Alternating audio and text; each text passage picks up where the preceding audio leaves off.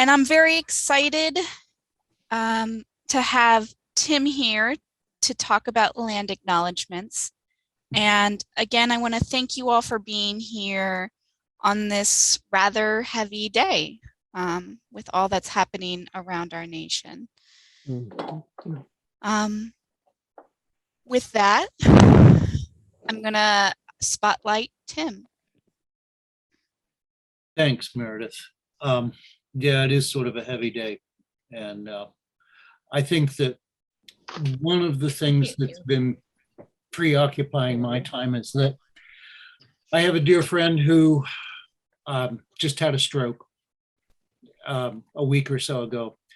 And that's been a real big wake-up call for myself and for my friends who are my age. And so I'm very cognizant of him and would like to be mindful of him today because he's one of those great spirits. He's been a great spirit in my life for a good long while. We've been friends for 42 years. And he's trying to recover, but he's very fragile. So that's been weighing heavily on me recently, and I felt a need to share that before I begin. But I do have the right to share screens right now, Meredith? As a co-host, you should if you don't let me know. Okay, I'm going to go ahead and try to pull up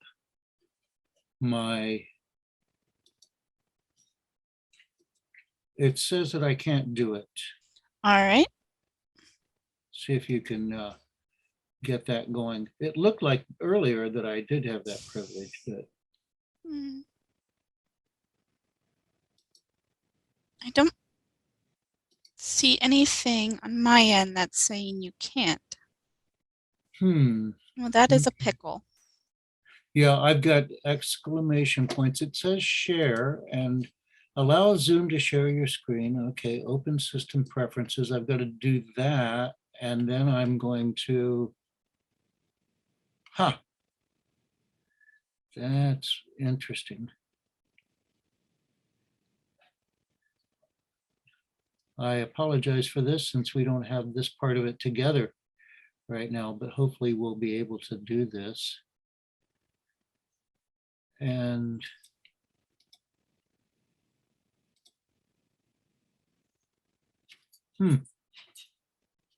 this is interesting. I'm not able to, it got me into security and privacy, and then it's not allowing me to go anywhere with it. So I'm going to just make you host, and we'll see if that fixes the issue. Okay. That will be good. All right. Try now.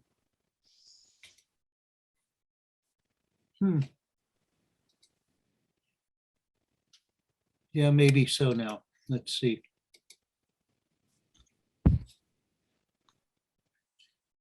And wow. I'm trying to get over to it and it doesn't seem to. Is that? It just said you started screen sharing, but there's nothing on my screen. Did that come up now? Yes. Okay. So, and it also says, yeah, Nancy, did you get in? It looked like you were trying to get your iPad to come in. Hopefully you were in there. Well, this is it's kind of a different look than what I'm used to here. So we'll see. And this is not allowing me to open up the full PowerPoint for some odd reason. So I'm just going to, hopefully I'll be able to scroll through this. And yeah. Can people read that? I'm blocking it, I guess, aren't I? But the opening, yeah, this is just a little different. So I had animations and things that will not work. So you'll end up seeing some of the internals of this PowerPoint. And but A land acknowledgement. It's a formal statement that recognizes and respects Indigenous peoples as traditional stewards of this land and the enduring relationship that exists between Indigenous peoples and their traditional territories. Can everybody see that quote? Is it all visible? Okay, I'm just not sure what everybody's able to see. So what I want to go after to begin with, and then we'll go into some background, is why would anybody want to do a land acknowledgement? And I'm looking at this from the perspective of a Unitarian Universalist. And I'm hoping that we all are going to do it from somewhat of that perspective. And hopefully that'll get you in, Nancy. A land acknowledgement is a spiritual practice. And it's something that, as a spiritual practice, the way I see spiritual practice is something that you want to incorporate into your life, something that you want to incorporate into your daily existence. So it's not just something that you do at an event and acknowledging the people who came before us at that event or a service or anything like that, but something that you try to incorporate into your being and recognizing that it's important to do this. And first of all, it's important to recognize that we're connected to those who lived here before us. Secondly, it's important to understand our connection to the geography in which we live. So much of what we do is actually related to our geography. It can affect our geography, and the weather and the climate can affect our own affect, can affect the way we feel about ourselves. A land that is often rainy can make people feel differently than a land that is full of sunshine. So the connection to the geography and how it's a part of what our culture is. It's a part of who we become. And then thirdly, it's important to recognize that collectively, we've got a complicated history, a very complicated history. It's a history that has aspired to do good things. And it's a history that is full of things that we're not so happy about and not so proud about. And it's things that we need to come to terms with at some point, because coming to terms with a complicated history is important for self-awareness as an individual, and self-awareness as a culture of who we are and where we've come from and where we are going to go. And the way we tell that history tells us who we are today, tells us who we are going to be tomorrow, and what we are actually aspiring to be. So that's all tied up in this land acknowledgement, understanding of things. And I think the driver in all of that, and this is not unique for us, but it's a driver in all of this, that we are an arrogant people. And we've bought into the mythology of our highly individualistic society. And that highly individualistic society says that we're all self-made. We're not dependent on anybody. We created our own world for ourselves. We're self-made people. And we often will blame the problems of society on individual failures and saying people are poor because they made bad choices in their lives, and it's their individual responsibility to take care of themselves. There's no sense of a collective responsibility in a society where people are that arrogant. And there should be a collective community responsibility for the well-being of everybody in that community.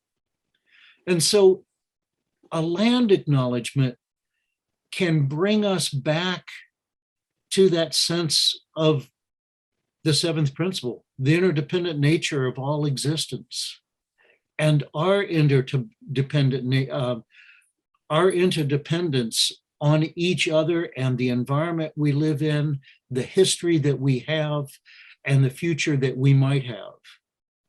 So there's this whole idea of trying to break down the mythology of individualism in our society by recognizing that we're not all that. We're a product of our environment, we're a product of our history, and that we need to be humble about that. And I think that's why this is sort of a spiritual practice. It's a grounding, it's an attempt to ground ourselves into saying that we may not be as important as we think we are, and that we have a lot of accountability, and that we have a lot to be thankful for in the people that came before us. So that, for me, is what makes it a spiritual practice. Now, what I'm going to go into is a little bit of history, since that's my field. I love history. And I want to talk about the differences between types of empires and how this has an impact on land acknowledgement. There are a number of different types of colonialism that existed in the modern era. And when I say the modern era, I'm talking about from the year 1450 to the present. I'm not talking about the ancient world. I'm talking about the age of European empire and the age of enlightenment and the age of revolutions that came from that age of enlightenment that helped to create the world that we currently occupy. And two of the forms of colonialism that I want to talk about are settler colonialism versus extractive colonialism. And there are a number of other ways that empire came into being and functioned, but these are the two most important forms of empire or colonialism. So I'm going to start with extractive colonialism. And all forms of colonialism are political and economic and military domination of another land. It's just what you do with that political, economic, and military domination that becomes the difference between the different types of the colonialism.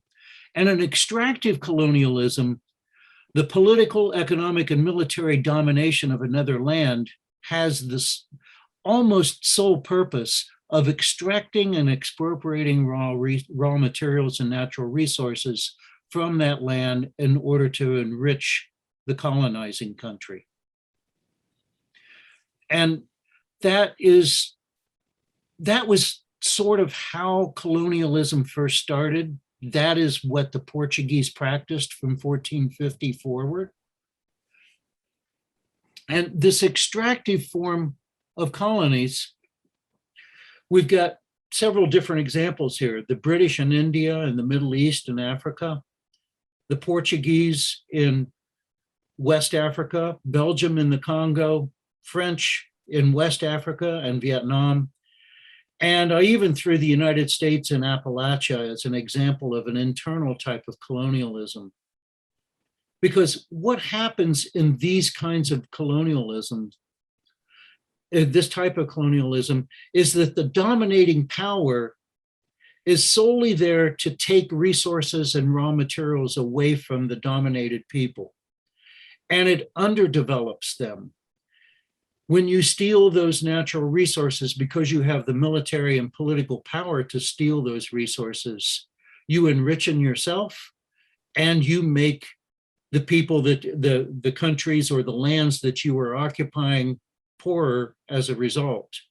And basically what the British did in India, Middle East, and Africa was extract natural resources. They took grain, they took spices, they took material like gold, fine metals, other kinds of things that they could pull out of the earth. And so that is how the British Empire built itself. They built themselves on this extractive empire that they built, that they dominated. Portugal did the same thing. Portugal was probably one of the worst in terms of extraction of natural resources and not doing anything to develop the countries that they dominated. Portugal, just for instance, in the country of Guinea-Bissau, they occupied that territory of West Africa and Angola for over 500 years. And in the 500-year time period, there were only 3 people who received a college education from Guinea-Bissau. 3 people in 500 years received a college education. It was total domination of the territory to only extract wealth from those people and to keep them impoverished. It was probably one of the most brutal empires that you would ever experience. Belgium in the Congo was very similar. There was a lot written about King Leopold and what he did in Belgium. And it's part of the reason why the Congo today is in such turmoil, because they have been stripped of their natural resources and they have been kept impoverished. And after Belgium left the Congo, the United States stepped in. We made sure that the people that ended up leading the local political leadership were beholden to the powers in the United States. We assassinated the one lone leader that emerged in 1960, Patrice Lumumba, because we knew that he was going to nationalize the natural resources to protect them. And we wanted that oil, we wanted the gold, we wanted all of the other natural resources that could be taken easily if you had a corrupt leader like Mobutu, who became the archetype of a kleptocrat. When Mobutu was forced out of the Congo, he was worth billions of dollars because he stole that much from his people, and he made sure that Shell Oil Company and British Petroleum and all the other mineral extractors who were in the Congo were rich as well. The French did the same thing in West Africa and Vietnam, which led to the conflicts of liberation in Algeria and in Vietnam. And the United States has done that in Appalachia. We've extracted the mineral resources from Appalachia and left no wealth behind. That's why the underdevelopment of Appalachia is such a crime. And for every hole in Appalachia, there's a tall building in some city in America that actually that coal paid for. So that's what extractive colonialism is all about. Settler colonialism is a different form of colonization. It's a type of colonization where the long-term residents of a country or a territory are disempowered and displaced by the settlers who permanently form a new society in that land. Now,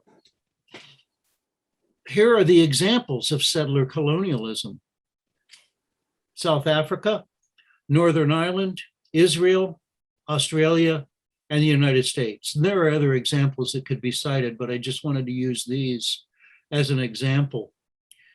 In South Africa, this is where the British actually encouraged settlers to live in the territory, and they slowly built their political and military power, and they worked toward their own independence from England in 1905 with the Boer War, and established themselves as a set-apart country that was dominated by whites. It was also Dutch and British settlers who came to South Africa, And they even created their own language, Afrikaans, and they tried to force that language on the indigenous population of South Africa, which gave rise to the African National Congress and the resistance that people like Nelson Mandela had led in trying to create a more democratic country. But South Africa was a racially exclusive society, and it was probably one of the most extreme examples of settler colonialism, where extreme white supremacy was the rule in everything that happened. And there was a lot of extraction of wealth taken from the indigenous population and given to the colonizing population. And it was very, very brutal. South Africa, though, when they were questioned about how they went about doing this, they said, we followed the example of the United States and the way the United States treated the indigenous populations of North America. And so the Bantustans that were created for indigenous populations in South Africa were very, very consciously patterned after the Indian reservation system that the United States created in the Southwest and the Northwest and the general West of our country. Northern Ireland is another example of settler colonialism. The Irish people if you are an Irish Catholic in Northern Ireland, you are in the minority and you are treated as though you're not the same. And it's only in recent years has that changed with a peace agreement in Northern Ireland. But it was the settlement of Protestants from England into Northern Ireland that displaced the power of the indigenous Irish people in Northern Ireland and subjected them to a minority status and an unequal status. And the entire Ireland country or island of Ireland was treated that way throughout the 19th century. Israel has done the same thing. One of the things that Israel proclaimed was that the land that was once called Palestine was a land without a people, and they were a people without a land. And they totally disregarded the long-term residents or the indigenous population of that Middle Eastern territory and set up a settlement that proclaimed that this was going to be a Jewish state and that other people would have second-class citizenship or no citizenship at all if they were part of the indigenous population. And that's the heart of the conflict between Israel and Palestine today, is the lack of citizenship rights for people who used to live there for centuries. Australia, same story. The indigenous population of Australia, who were called the Aboriginals, were disempowered and displaced from their traditional lands. Their children were stolen from them. They were re-educated to make them more Australian or to beat the native out of them, very much like the United States did with our indigenous population by kidnapping young children and sending them off to schools so that they could be civilized. They were forbidden to speak their own language, and they were prevented from maintaining their own culture. One movie that's really great for Australia is that movie called The Rabbit Fence. I can't remember the exact title of it, but it's about the rabbit-proof fence that goes right down through the middle of Australia. Lastly, we have the United States, and I've made reference already. The United States is a settler colonial country where transplants from Europe came to the shores of North America, and they displaced the original populations, the Native Americans, the indigenous nations that were here. And at one time, prior to even English settlement in North America, there could have been close to 100 million indigenous people living in North America who were ultimately displaced in one fashion or another.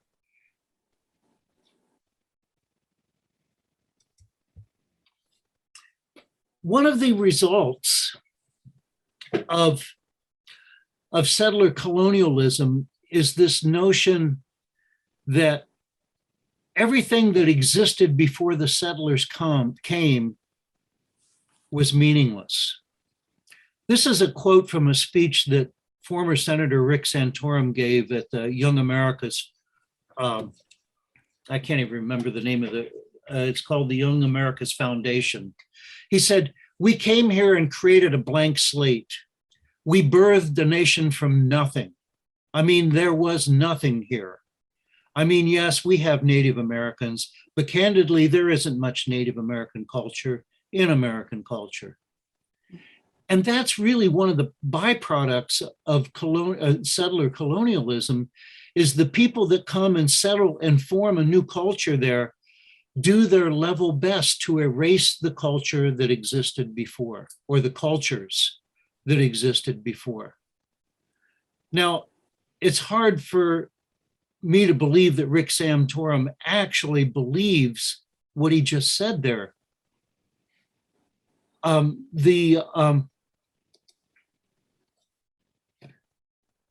If you look at a 1988 Senate resolution, it said the confederation of the original 13 colonies into one republic was influenced by the political system developed by the Iroquois Confederacy, as were many of the democratic principles which were incorporated into the Constitution itself. Our very form of governing and the governing documents that we created were influenced by the governing structures of the indigenous people of North America.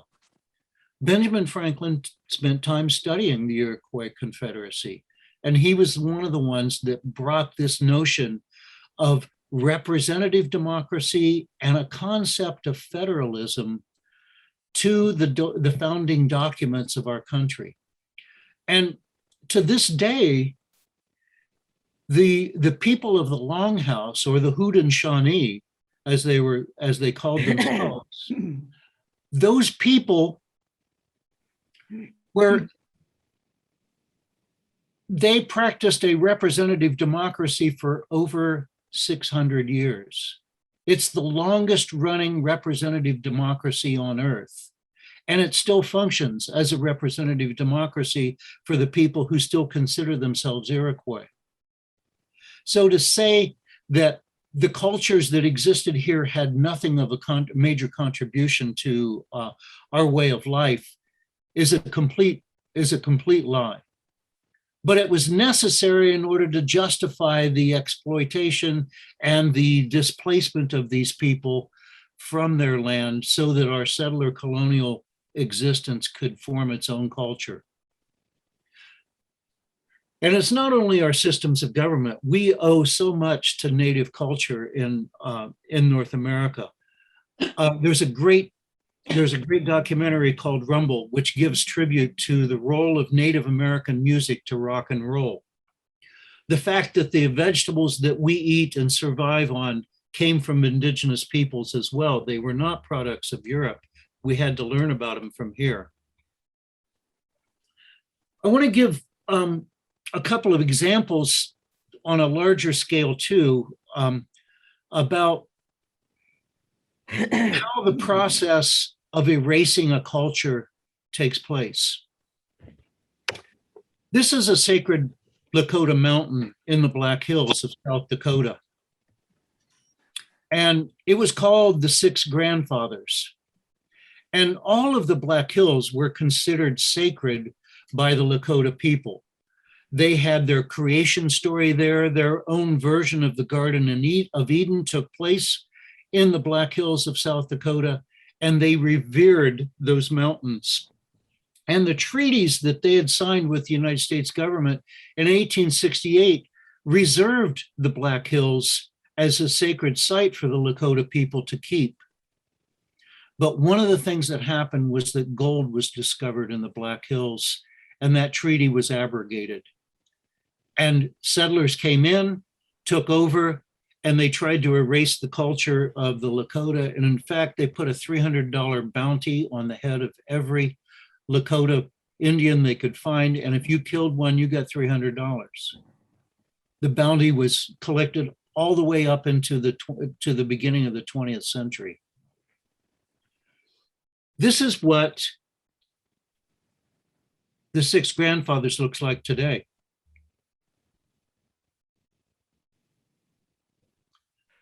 Mount Rushmore was an attempt to erase the Lakota Six Grandfathers. The Six Grandfathers were the four directions, north, east, south, and west, as well as up and down. And this was a place where rituals were held for the Lakota shaman and the Lakota elders. And the government of South Dakota at the time was looking for a way to promote tourism to South Dakota so that they could bring money into the state, because there wasn't much that they could do for economic development. This was obviously before South Dakota realized they could become a tax shelter for the rest of the world. But so Mount Rushmore was granted an attempt at celebrating great leaders in American history, but it was also a very calculated way to erase the presence of Lakota culture from the Black Hills and delegitimize the Lakota culture and replace it with the figureheads of four of our presidents. Now, it's interesting to note that the man who sculpted this had a very close relationship to the Ku Klux Klan. He was the man who was contracted to do the sculpture on the face of Stone Mountain, Georgia, which was going to be all of the Confederate generals that were well known, Robert E. Lee, Stonewall Jackson, and I can't remember the other two that they were going to put up there. And this was a project that was launched by the Ku Klux Klan, and they hired him to do that. They had, it fell into infighting, and he never got to finish that project. And the state historian of South Dakota came to him, realizing that he was a gifted sculptor, that he would be the perfect person to do Mount Rushmore, since he no longer was going to do Stone Mountain. And so in 1927, after negotiations, they started the process in 1925. In 1927, they began dynamiting the granite of the Six Grandfathers, and it took until 1941 for these pieces of sculpture to be finished. It was the last thing that he was ultimately able to do, because he died in 1941, and his son did the final touches to these. They wanted to do a lot more. They wanted to have actually the coats completed of each of the presidents. And Torban, I can't remember how to pronounce his name, and I had it in my notes that were buried in this. He was a good friend of Teddy Roosevelt's. He also did another sculpture of Abraham Lincoln that sits in the Capitol Rotunda today. And he was a very gifted sculptor. Tim? Yeah, I know we're running out of time. Yeah. We're already 8 minutes over. Okay. Okay. This is Cincinnati. And what I want you to know is that there is an indigenous history of Cincinnati. This is a large mound that is 40 foot tall, and it is at the base of what is called Mound Street today. There were mounds located all over the plains. First Church is located about where my cursor is. That was the first site of the building of First Church. These were ceremonial earthworks in the grid of Cincinnati. First Church was located right here where my cursor is. This was a ceremonial earthwork that was very much like the earthwork scattered all over southern Ohio. This is Mount Adams up here, some more earthworks of the ancients. The Shawnee people considered themselves the protectors of these earthworks. This tablet was taken from that 40-foot mound. These are other tablets that were found in southern Ohio in different counties. This is Milford and the earthworks that existed in Milford. These are the earthworks in Anderson Township. This is the Serpent Mound that exists in Marymount. This is the Serpent Mound that exists in Athens or in Adams County. And this is the extent of all of these ancient civilizations, and they're part of who we are. This is Shawnee Lookout, and a view from Shawnee Lookout where you can see 3 states, Kentucky, Indiana, and Ohio. This is the longest continual location of a settlement in North America, because this was occupied from ancient times all the way up into the 19th century. Almost finished. Little Turtle, the chief of the Miami, Tecumseh, the chief war chief of the Shawnee, and his brother Tenskwatawa were the last leaders of the indigenous peoples of this area who considered themselves guardians of these great mounds and of these past civilizations.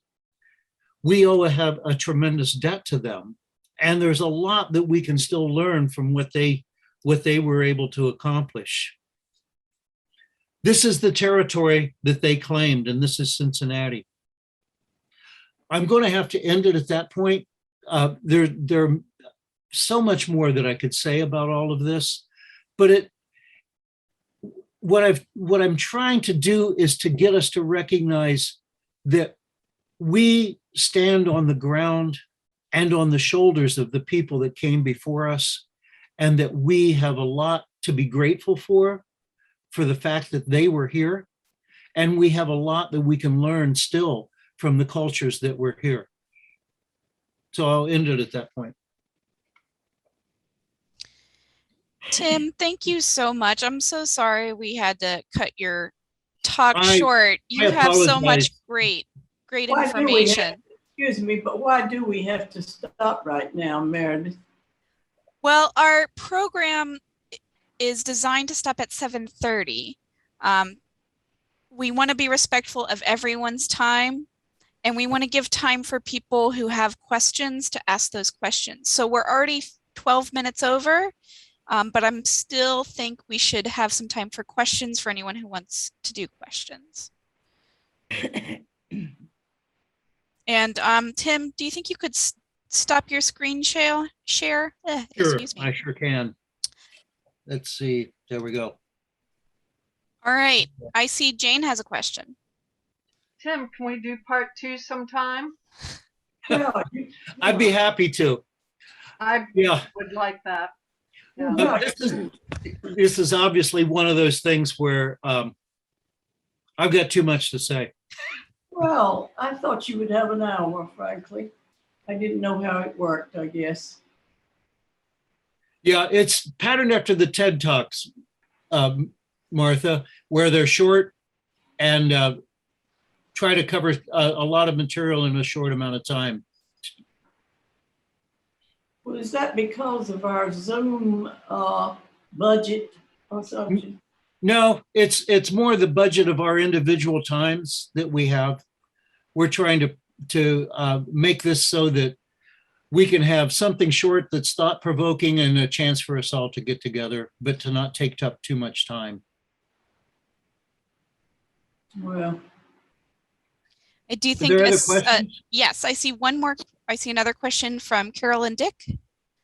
Hi, I was just wondering, we're from St. John's. Do you try to do any kind of a land acknowledgement during your church service at all, or have you done it occasionally, or what? What's the background at First Church about land acknowledgements?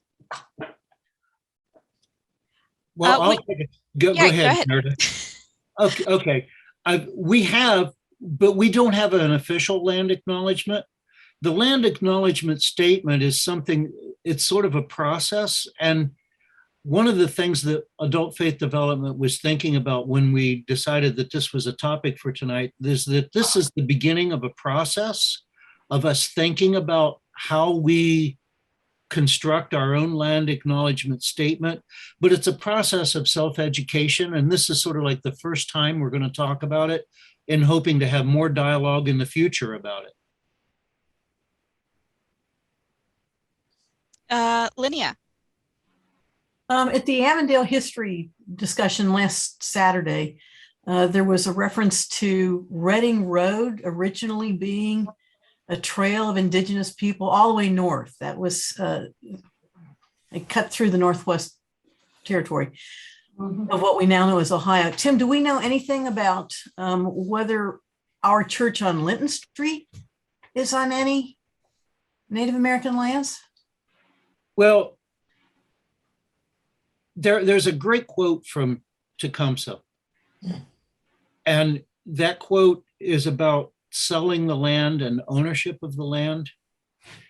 And he was arguing with William Henry Harrison about selling land to the settlers. And he said, sell the land.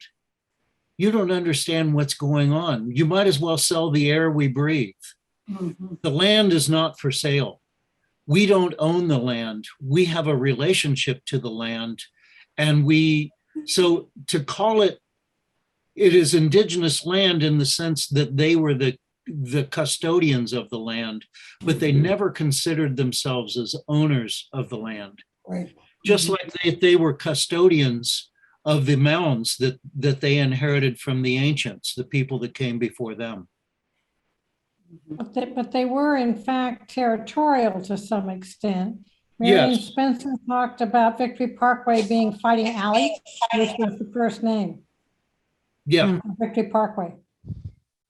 Yeah, there is territorial problems, and there were problems over hunting grounds and conflicts between nations and tribal groups. That was one of the contributions that Tecumseh made, and he was really seriously trying to unite all of the nations, all of the indigenous nations, to stand in resistance to the settler expansion. And he came so close to pulling it off. And it's an interesting thing. I'm reading a book called The Other Trail of Tears, which is about the Ohio removal of Indians. And in that, they say the treaty for the War of 1812, President Madison did not realize that we had won the Battle of New Orleans when we went to the peace treaty in Ghent. He had not known that Andrew Jackson had won that battle, which turned the tide of the war, because the United States thought they lost the War of 1812 to the British. The White House had been destroyed. The Capitol had been sacked. Our troops were on the run almost everywhere, and they were going to the Treaty of Ghent with hat in hand to try to preserve as much land. And Madison had instructed his people to give up the land north of the Ohio River to the Shawnee and the Miami and the Wyandot and all of the other tribes that were still existing in this territory, because he thought the British were going to press for that. And they were willing to give up the Ohio Territory north of the Ohio River. But they got to the peace treaty, and Great Britain said, you won. And so everything changed. Because Britain had known they lost the Battle of New Orleans. And it was that close.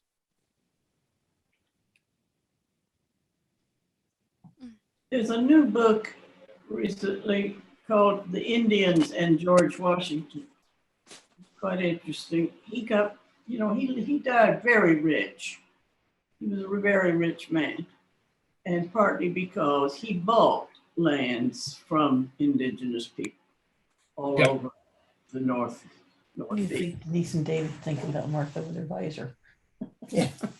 Are there any other? William Penn. Go ahead, Meredith. Oh, I was just going to ask if there are any other questions. Just we need parts 2, 3, and 4. But yes. Thank you, Tim. Well, Yeah, I apologize for going over. This was totally my fault. I got carried away. We'll be back for part 2. There's so much information though. This was It was fascinating, Tim, really enlightening. Thank you so much. Yeah. Wonderful. I really hated cutting you off. Oh, Well, let's have a conversation maybe sometimes about these meetings, and maybe Bar- we should go longer. Barb, you had a question.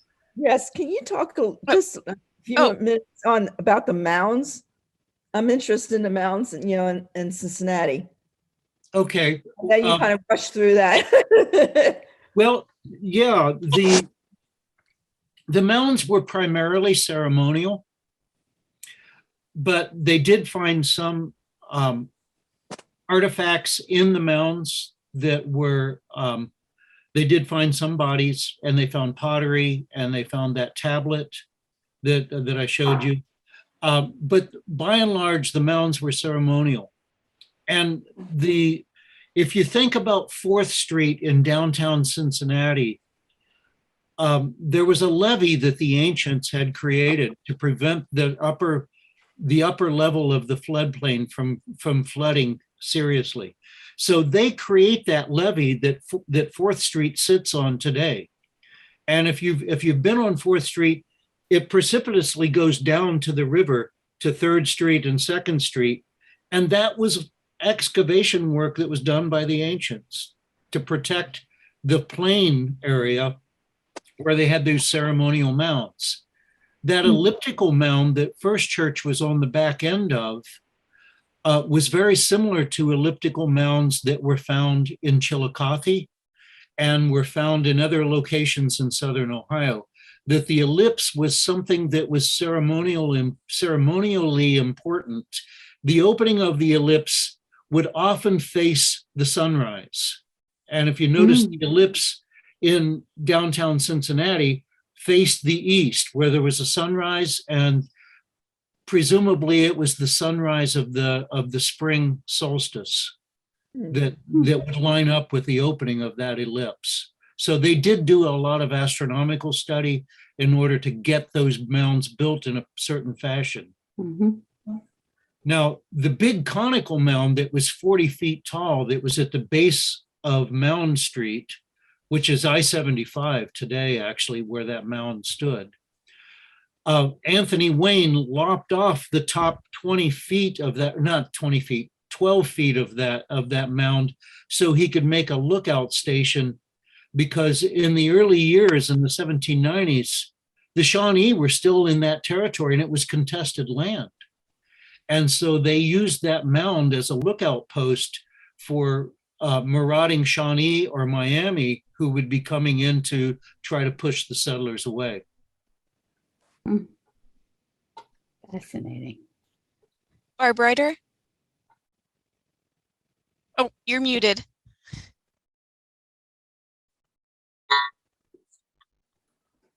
I was just trying to applaud with the reaction icon. I wasn't raising. Okay. There's another interesting mound in Norwood that people can see. And there is a mound street in Norwood, and you can go up to it, and it's a beautiful view over the entire city. You can see to the downtown from it. But I think if you have a chance to get to Shawnee Lookout, Shawnee Lookout is a beautiful, beautiful place to walk. And there are burial mounds there, and it was actually a village, and a lot of people lived in that village, and they lived all the way through to the 19th century, to the middle of the 19th century there. At the same time we were settling Cincinnati, the Shawnee were at Shawnee Lookout.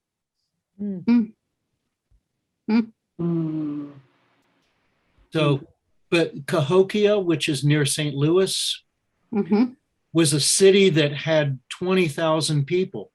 I know Dan and I, Schneider and I, when we came back from GA in Kansas City, we stopped at Cahokia. And that was a huge indigenous city that had artifacts that suggested there was trade that went all the way to South America. And they used the Mississippi River as the way to get to the Gulf of Mexico to engage in trade with Central and South America. And those people were connected to the same people that were building the mounds in Cincinnati, and they used the Ohio River to connect there. Oh, fascinating. So it's a very intricate network of exchange and culture and activity. Mm. Well, Tim, there's a lot of thank yous in the chat. If you haven't seen those, go ahead and pull that up, and a suggestion for possibly a future walking tour of the mounds, or some of them at least that still remain. And again, I just want to thank you so much for your time and your incredible knowledge. I always learn so much. And thank you to all of you who joined us today. Thanks for checking in. Thank you. You all have a great night.